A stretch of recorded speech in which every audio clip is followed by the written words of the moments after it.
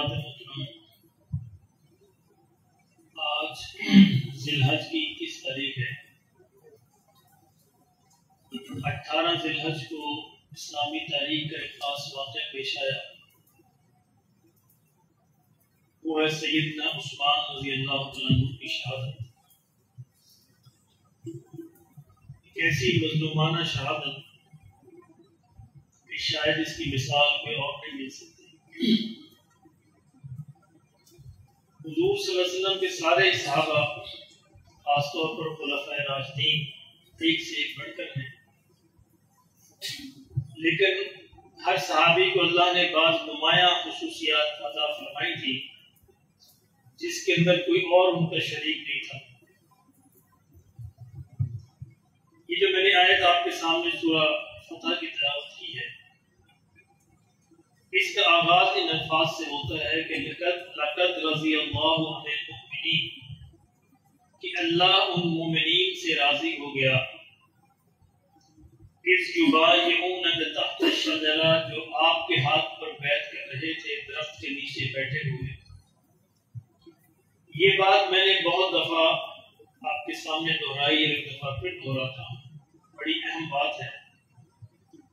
دیکھیے، جنت میں جانے کے بعد انسان کو کسی بات کا غم اور افسوس نہیں ہوگا، پشیمانی نہیں ہوگی، پریشانی نہیں ہوگی، لیکن ایک خوف اس کو لگا رہے گا، ایک خوف جنت میں بھی ہوگا، وہ یہ ہوگا کہیں اللہ ناراض نہ ہو، کہیں اللہ ناراض ہو کر دوبارہ ہمیں جنت سے نکال نہ دے، پھر نہ کہیں بھیج دے۔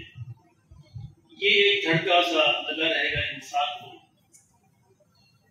تو جنت میں جب اللہ چاہے گا، سب سے آخر میں ایک اعلان ہوگا، وہ اعلان یہ ہوگا اللہ کی طرف سے کہ اے جنتیوں، میں تم سے راضی ہوں، اب میں تم سے کبھی ناراض نہیں ہوں۔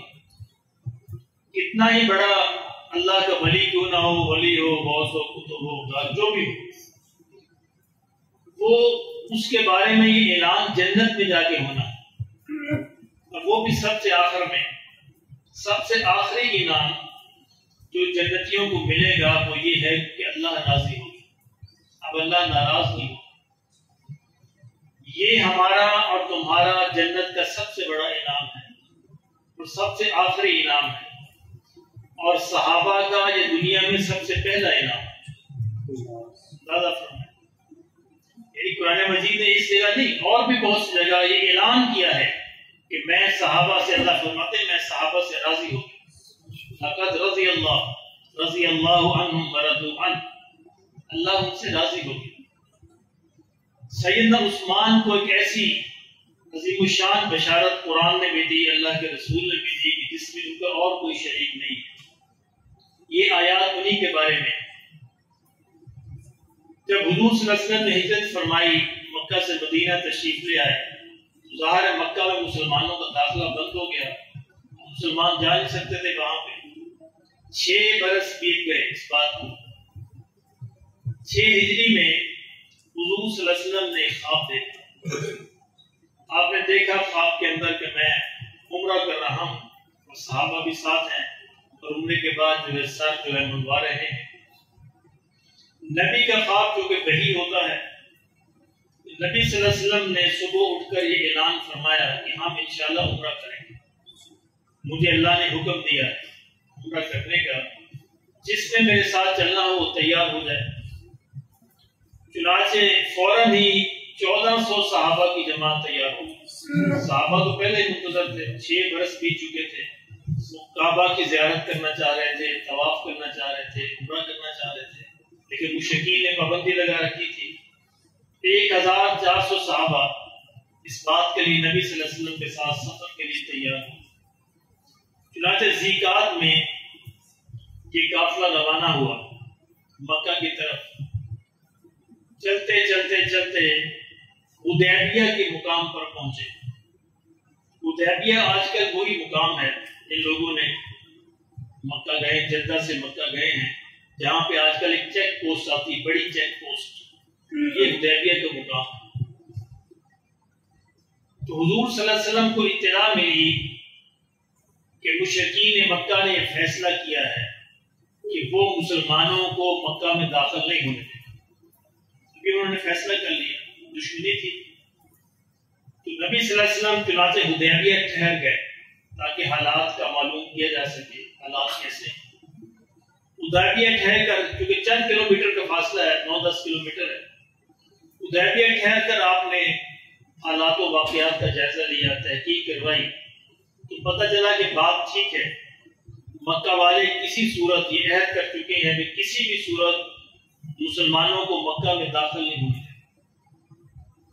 نبی صلی اللہ علیہ وسلم نے ایک ساتھی جو دوسرے قبیلے کے تھے ان کے ذریعے پیغام بھجوایا کہ بھئی ہمارا ارادہ کسی جنگ کا نہیں ہے، ہمارے پاس تو ہتھیار بھی نہیں، ہم صرف عمرے کے لیے آئے، بالکل عمرہ کریں گے اور فوراً ہم واپس چلے جائیں گے۔ لیکن قریش نے اس کو اپنی انا کا مسئلہ بنا لیا، کہتے یہ تو نہیں ہو سکتا کہ آپ ہمارے ہوتے ہوئے مکہ میں داخل ہوں، یہ ممکن نہیں ہے۔ چنانچہ مشورے ہوتے رہے کیا کیا جائے۔ حضور صلی اللہ علیہ وسلم چونکہ کسی جنگ کے لیے تیار نہیں تھے اور نہ جنگ کا آپ کا ارادہ تھا، آپ ہر قیمت پر صلح چاہتے تھے کہ جنگ نہ ہو، صلح اور امن کے ساتھ سارا معاملہ طے ہو جائے۔ آپ نے سوچا کہ میں ایک سفیر بھیجتا ہوں جو مشرکین مکہ کو جا کر اصل صورتحال آگاہ کرے اور بتائے۔ چنانچہ سفارت کے لیے سیدنا عثمان کا نام جو ہے وہ تعین ہوا کہ حضرت عثمان جائیں گے مکہ اور مکہ والوں سے بات چیت کریں گے، ان سے مذاکرات کریں گے اور ان کو صورتحال سے آگاہ کریں گے اور ان سے اجازت حاصل کریں گے۔ چنانچہ حضرت عثمان رضی اللہ تعالیٰ تنے تنہا مکہ تشریف لے گئے۔ اب دیکھیں اس عالم میں کہ مکہ والوں کی تلواریں ننگی ہیں، ایک ایک مسلمان کے خون کے پیاسے ہیں، لیکن سیدنا عثمان نے کہا کہ چونکہ میں تو حضور کا نمائندہ ہوں صلی اللہ علیہ وسلم، اور چونکہ میں حضور کا سفیر ہوں، مجھے کس بات کا ڈر۔ چلے گئے، جا کر ان سے مذاکرات کیے، بات چیت پہنچائی، قریش نہ مانے، انہوں نے کہا جی یہ نہیں ہو سکتا، مسلمانوں کو واپس جانا ہو، ہم کسی قیمت پر داخل نہیں ہونے دیں گے۔ حضرت عثمان نے انہیں سمجھانے کی کوشش کی لیکن وہ ان کو بات سمجھ نہیں آئی۔ انہوں نے کہا حضرت عثمان سے ایسا کرو کہ تم تو چونکہ مکہ آ گئے ہو، تم عمرہ کر لو، تم طواف کر لو، باقی کسی کو اجازت نہیں دیں گے۔ اللہ اکبر، یہ ہوتی محبت۔ سیدنا عثمان نے کہا یہ کس طرح ہو سکتا ہے کہ میرے آقا وہاں انتظار کر رہے ہو، میں عمرہ کروں اور میں طواف کروں؟ میں آقا کے بغیر طواف نہیں کروں گا، یہ ممکن نہیں ہے، یہ کیسے ہو سکتا ہے؟ چنانچہ حضرت عثمان نے انکار کر دیا کہ حضور کے بغیر طواف ممکن نہیں ہے، میرے آقا تو وہاں انتظار کر رہے ہیں تو میں یہاں طواف کرتا ہوں۔ قریش کو اس بات پر غصہ آیا کہ ہماری آفر کو ٹھکرا دیا۔ انہوں نے کہا اچھا چلو تم واپس نہیں جاؤ گے، ہم تمہیں واپس نہیں جائیں، ہم تمہیں قید کریں گے۔ چنانچہ انہوں نے زبردستی حضرت عثمان کو وہاں مکہ میں ٹھہرا لیا کہ واپس نہیں جائیں گے۔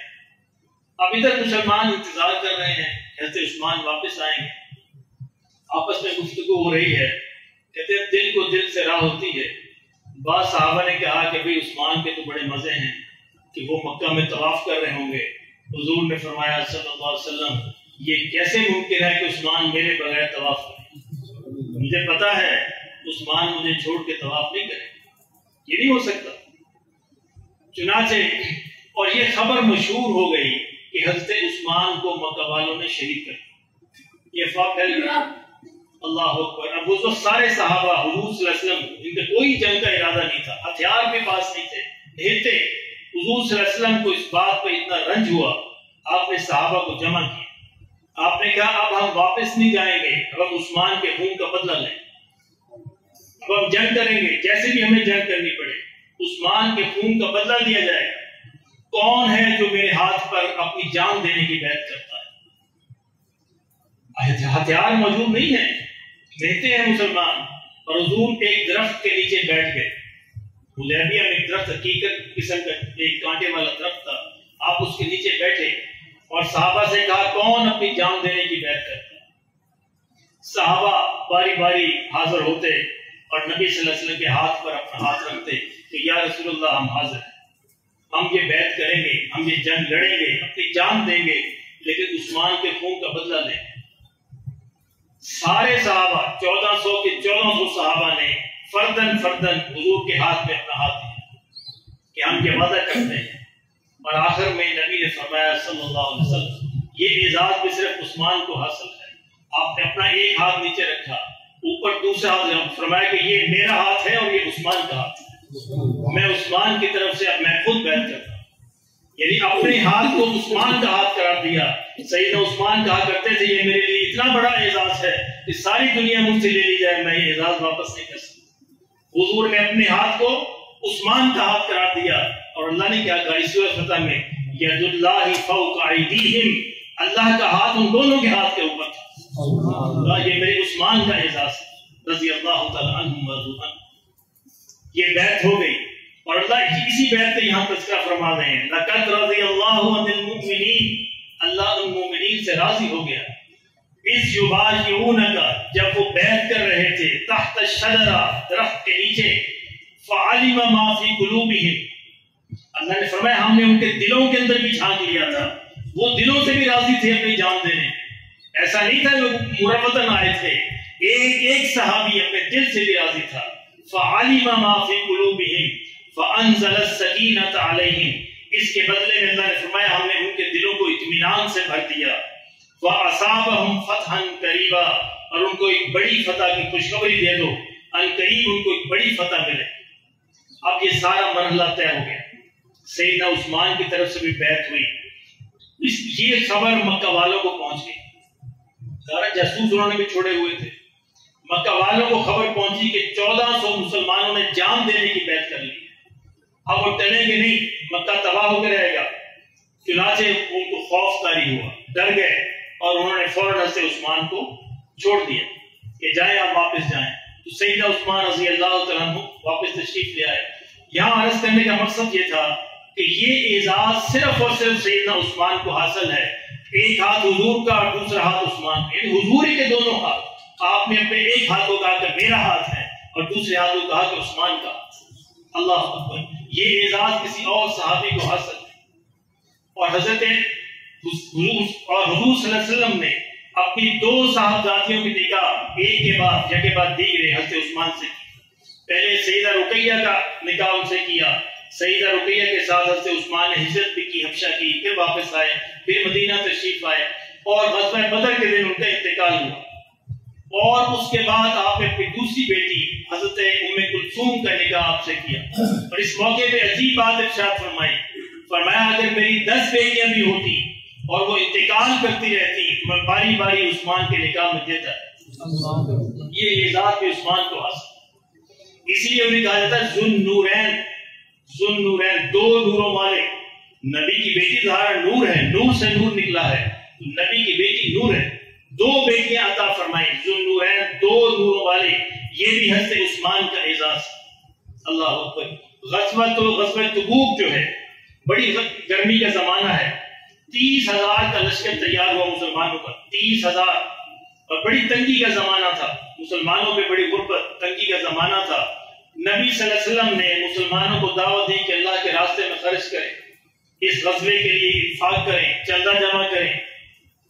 حضرت عثمان نے 30,000 میں سے 10,000 لشکر کو اپنے ذمہ لے لیا، 10,000 کہ 10,000 جو فوجی ہیں، 10,000 سپاہی جو ہیں، ان کا خرچہ میرے ذمہ ہے، ان کے اسلحہ بھی، ان کا آنے جانے کا بندوبست بھی، سارا اپنے 1/3 لشکر کا خرچ پورا کیا، اور اس کے بعد 1,000 دینار پھر لے کے آئے، 1,000 دینار، اور وہ لا کے حضور کے خدمت میں پیش کی۔ اللہ اکبر۔ حدیث میں آتا ہے کہ نبی صلی اللہ علیہ وسلم اتنا خوش ہوئے کہ ان دیناروں کو اس طرح اچھالتے تھے اور خوشی کے ساتھ پھولے نہیں سماتے تھے، اور اس موقع پہ حضور نے عجیب بات ارشاد فرمائی، فرمایا عثمان جا، آج کے بعد جو تو بھی کرے، کچھ بھی تو کرے گا، اللہ تجھ سے نہیں پوچھے، آج کے بعد تیرا کوئی کام تجھے نقصان نہیں دے گا، اللہ کے ہاں تیری پرسش نہیں ہوگی۔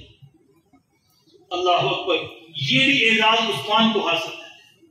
مدینہ میں مسلمان آئے تو پانی کی قلت تھی، ایک ہی کنواں تھا۔ اب اس کنویں کے بارے میں 2 روایتیں ہیں، ہو سکتا ہے دونوں صحیح ہوں یا ایک صحیح ہو۔ ایک روایت یہ ہے کہ یہ کنواں ایک یہودی کا تھا اور وہ پانی کو بیچتا تھا اور بڑی مہنگی قیمت پر بیچتا تھا. مسلمان بڑے پریشان تھے. حضور نے صحابہ سے کہا ہے کوئی جو جنت کے بدلے اس کو خرید لے, میں اس کو جنت کی ضمانت دیتا ہوں جو اس کنویں کو خرید لے. تو سیدنا عثمان رضی اللہ تعالیٰ نے اس کنویں کو خریدا. اس کا نام بئر روما. اگر آپ کبھی مدینہ جائیں تو آج بھی یہ کنواں موجود ہے, یہی بورڈ لگا ہوا ہے وہاں پہ بئر روما, اس کی ضرور زیارت کیجیے گا. تو بئر روما حضرت عثمان نے خرید لیا. یہودی نے کہا کہ میں آدھا بیچتا ہوں, پورا نہیں بیچوں گا. کہ آدھے کا کیا مطلب, کنواں تو کنواں ہوتا ہے. اس نے کہا جی آدھے کا مطلب یہ ہے کہ ایک دن پانی میں لوں گا, ایک دن پانی آپ لیں, یہ ہے آدھا بیچنا. حضرت عثمان اس پہ راضی ہو گئے اور کنواں آدھا خرید لیا. اب جس دن یہودی کی باری ہوتی وہ ذرا پانی کو بیچتا, بالٹیوں کے حساب سے پانی لوگ دیتے اور پیسے ادا کرتے ہیں. اور جس دن حضرت عثمان کی باری ہوتی آپ نے اس اعلان کیا سب کے لیے فری ہے, جو بھی جتنا پانی لینا چاہے, چاہے یہودی ہو مسلمان ہو جو بھی ہو, سب کے لیے فری ہے. تو مسلمانوں نے کیا کیا یا دوسرے لوگوں نے, وہ حضرت عثمان کی باری کے دن دونوں دنوں کا پانی استعمال کر لیتے, اور جس دن یہودی کی باری ہوتی اس کو خریدنا ہی نہ آتا تو مجبوراً اس نے اپنا دوسرا حصہ بھی بیچ دیا. تو اس طرح یہ کنواں حضرت عثمان کی ملکیت میں آیا. تو آپ نے اس کے بعد اعلان فرمایا کہ آج سے لے کر قیامت تک یہ کنواں مسلمانوں کے لیے وقف ہے. اللہ نے لاج رکھی, آج بھی کنواں موجود ہے. حضرت عثمان کی زبان سے جو نکلے الفاظ ہیں اللہ نے ان کی لاج رکھی. آج بھی یہ کنواں موجود ہے. اس ارد گرد بڑا ایک باغ ہے, اس باغ کو آج بھی وقف کیا ہوا ہے. اس کا ثواب حضرت عثمان کو پہنچتا ہے. مدینہ کی جو بلدی ہے اس کے اندر ہے, اور وہاں پہ آج بھی یہ وقف ہے. وہ پورا باغ اور جتنی بھی وہاں کی چیزیں ہیں, اور یہ سارے کے سارے وقف جو ہے حضرت عثمان کے نام سے, اور حضرت عثمان کے نام سے بینک میں اکاؤنٹ بھی موجود ہے, اور یہ سارے پیسے اس اکاؤنٹ میں جاتے ہیں, اور یہ ساری چیزیں آج تک وقف چلی آ رہی ہیں. یہ اعزاز بھی حضرت عثمان کو حاصل ہے. یعنی اور کسی صحابی کے نام کا وقف نہیں ملے گا آپ کو مدینہ میں, سیدنا عثمان کے نام کا وقف آج بھی موجود ہے. یہ اعزاز بھی حضرت عثمان کو حاصل ہے. لیکن اس امت کی بدقسمتی کہ امت کے دو جلیل القدر لوگوں کو, بلکہ تین بڑے لوگوں کو, عمر بھی, عثمان بھی, علی بھی, ان کو شہید کر دیا. یعنی اس امت کی بدقسمتی کا حال دیکھیے. شروع کے حالات 18 ذی الحج حضرت عثمان کا یوم شہادت ہے, کہ باغیوں نے یہاں پہ گھر کا محاصرہ کیا ہوا تھا, اور آپ کو معلوم کہ 40 دن پانی بن رہا ہے. 40 دن کھانا پینا گھر کے اندر جا نہیں سکتا تھا. 40 دن آپ نے اس حال میں گزارے, اور اپنی شہادت سے ایک روز قبل آپ گھر کی چھت پہ چڑھے, اور آپ نے مجمع کو خطاب کیا جو باغیوں کا مجمع تھا. آپ نے کہا لوگوں تمہیں یاد ہے کہ میں کون ہوں؟ میں وہی ہوں جس کے بارے میں میرے نبی نے فرمایا تھا کہ اگر میری 10 بیٹیاں بھی ہوتی ایک ایک کر کے میں عثمان کے نکاح میں دیتا جاتا. کیا میں جھوٹ بولتا ہوں؟ سب نے کہا نہیں, آپ سچ کہتے ہیں. پھر تم مجھے پہچانتے کیوں نہیں؟ کہا کہ لوگوں تمہیں یاد نہیں کہ جب میں احد کے پہاڑ پہ کھڑا تھا, ایک طرف ابو بکر عمر تھے, درمیان میں آقا دو عالم صلی اللہ علیہ وسلم تھے, ایک طرف میں تھا, اور حضور نے فرمایا تھا کہ دیکھو احد پہاڑ نے ہلنا شروع کیا. حضور نے اپنا قدم مبارک احد پہاڑ پہ مارا اور کہا احد تمہیں معلوم نہیں کہ تجھ پر ایک نبی, ایک صدیق اور 2 شہید موجود ہیں, کہ تمہیں لوگوں یہ یاد نہیں ہے بشارت؟ لوگوں نے کہا کہ یاد ہے. کہا کس کے بارے میں کہی تھی؟ کہا کہ آپ ہی کے بارے میں کہی تھی. کہا کہ تمہیں یاد نہیں جب میں ایک باغ کے اندر موجود تھا, آقا دو عالم صلی اللہ علیہ وسلم تشریف فرما تھے, ابو بکر آئے تو حضور نے ایک صحابی سے کہا کہ جاؤ دروازہ کھولو اور ابو بکر کو جنت کی بشارت دے اور ان کو اندر لے آؤ. پھر عمر آئے, حضور نے پھر یہی کہا جاؤ ان کو بشارت دو جنت کی اور ان کو اندر لے آؤ. کہا کہ لوگوں تمہیں یاد ہے کہ پھر میں آیا اور میرے آنے پہ بھی حضور نے جنت کی بشارت. یہ بشارت کس کے لیے دی تھی؟ کہا کہ آپ کے لیے. کہا کہ کیوں بھول گئے؟ کہ لوگوں تمہیں یاد نہیں مدینے میں پانی کا قحط تھا اور میں نے وہ کنواں خریدا تھا, اور آج بھی تمہارے لیے وہ کنواں وقف ہے, تمہیں یاد نہیں کس سے کنواں خریدا تھا؟ کہا جی آپ ہی نے خریدا تھا. کہا پھر کیوں بھول گئے؟ لیکن جب آنکھیں اور دل اندھے ہو جائیں پھر کسی بات کی سمجھ نہیں آتی. اسی طرح کی تقریر سیدنا حسین نے بھی کربلا میں کی تھی کہ لوگ تمہیں مجھے پہچانتے نہیں, پہچانتے تھے، جانتے تھے کہ کون شخصیت سامنے ہے، لیکن دل اور آنکھیں اندھی ہو چکی تھی۔ یہی وہ مقام ہے جب اللہ کہتے ہیں کہ ہم ان کے دلوں پہ مہر لگا دیتے ہیں، اندھے ہو جاتے ہیں۔ لہم قلوب لا یفقہون بہا، دل تو ہوتے ہیں لیکن ان کو سمجھتے نہیں، آنکھیں ہوتی ہیں مگر دیکھتے نہیں، کان ہوتے ہیں مگر سنتے نہیں۔ آخر کم وقتوں نے 18 ذی الحج کو حضرت عثمان کو شہید کیا۔ اس دن جمعے کا دن تھا اور آپ روزے کے ساتھ تھے۔ روزے کے ساتھ صبح کے وقت تھوڑی سی اونگ آئی، نیند آئی، تو آپ نے خواب دیکھا۔ خواب میں دیکھا کہ سیدنا ابوبکر، سیدنا عمر اور حضور صلی اللہ علیہ وسلم موجود ہیں، اور حضور یہ فرماتے ہیں کہ عثمان پریشان نہ ہو، آج روزہ تم میرے ساتھ افطار کرو گے، آج کا روزہ میرے ساتھ افطار ہوگا۔ آپ اٹھے، آپ نے اپنی اہلیہ زوجہ سے کہا کہ آج میری شہادت کا دن، آج میں نے کہا نہیں ایسا نہیں ہو سکتا، کہا کہ نہیں، حضور نے کہا کہ آج تم روزہ میرے ساتھ افطار کرو۔ چنانچہ وہی ہوا، اس امت کی بدقسمتی 18 ذی الحج کو آپ کو شہید کر دیا۔ اور آپ نے اس تقریر میں ایک جملہ کہا تھا جو آج تک چلا آ رہا، آپ نے کہا لوگوں اگر تم نے آج مجھے شہید کر دیا، قیامت تک یہ امت کبھی اکٹھے نہیں ہو سکے گی، یاد رکھنا تم کبھی قیامت تک اکٹھے نہیں ہو سکتے۔ اور آج وہی ہو رہا، امت ٹکڑے ٹکڑے ہے۔ اللہ ہمارے حال پر رحم فرمائے اور سیدنا عثمان رضی اللہ تعالیٰ عنہ کی محبت نصیب فرمائے۔ اللہ ان ساتھیوں کی، ان صحابہ کی محبت پہ زندہ رکھے اور اسی محبت پہ موت نصیب فرمائے۔ میرے محترم دوستو، ایک عاجزانہ درخواست کرنی ہے۔ درخواست یہ ہے کہ آپ حضرات، ہم کبھی اپیل نہیں، آپ کو معلوم ہے اپیلیں نہیں کرتے ہیں، لیکن جب کبھی انتہائی مجبوری ہو جاتی ہے تو پھر ظاہر ہے آپ کو اپنا دکھ سنانا پڑتا ہے۔ آپ کو معلوم ہے کہ اس دفعہ 50,000 بل آیا، مسجد کا بل 50,000، تو انشاءاللہ میں ادا کروں گا، مسئلہ نہیں، لیکن سوچا یہ ہے کہ آپ پورا سولر سسٹم لگوا دیا جائے۔ سولر سسٹم کا پلان بنایا ہے تو آپ اس کے لیے دعا کریں۔ تو کم از کم میرا خیال ہے 12 سے 15 لاکھ کا خرچہ جو ایسٹیمیٹ مجھے دیا گیا ہے، اتنے لاکھ کا خرچ ہے۔ اس کے لیے 3 کام آپ کر سکتے ہیں۔ ایک کام تو یہ ہے کہ خود آگے بڑھیں، کوشش کریں، اس کے اندر تعاون فرمائیں ہمارے ساتھ۔ دوسرا کام یہ، اگر آپ خود نہیں کر سکتے کسی دوسرے دوست کو بتائیں، شاید وہ تعاون کرنے والا ہو۔ اور تیسرا یہ، کم از کم اس کے لیے دعا فرما دیں کہ اللہ ہمارے لیے آسانی فرمائے اور یہ سسٹم جو ہے پوری طرح انسٹال ہو جائے۔ امید ہے کہ انشاءاللہ اگلے مہینے تک یہ مسئلہ بھی حل ہو جائے گا۔ اس کے لیے دعا ضرور فرمائیے گا۔ سنت